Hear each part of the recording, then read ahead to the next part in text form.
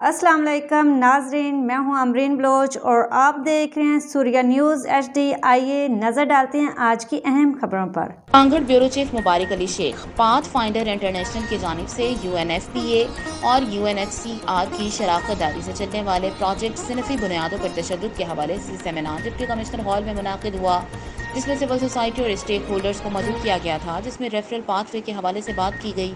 इस मौके पर additional deputy commissioner 1 Arshad Ibrahim Siddiqui, additional commissioner 2 जवार लाशारी, साबिर मेहर, वाजिद मेमन, एजाज कुरैशी, UNFPA के कोऑर्डिनेटर मोहम्मद अमीन कैरियो और डिस्ट्रिक्ट कोऑर्डिनेटर पाथ फाइंडर हैरुनिसा चांदी, शिफा फाउंडेशन के district manager Ayesha Tabassum, legal aid society के खसीब अमीर अहमद, सर नवाज खंबर, असलम मेमन, अमीर बख्श बर्दी, संजरानी और दीगर सोशल सोसाइटी के अफराद ने शिरकत की।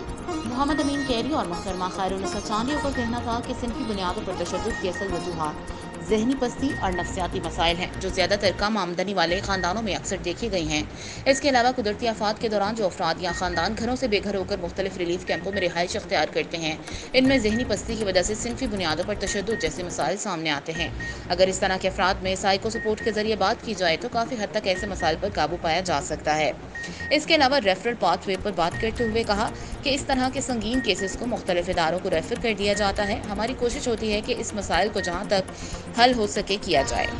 आज के लिए इतना ही। मज़ीद देखते रहिए सूर्या न्यूज़ HD।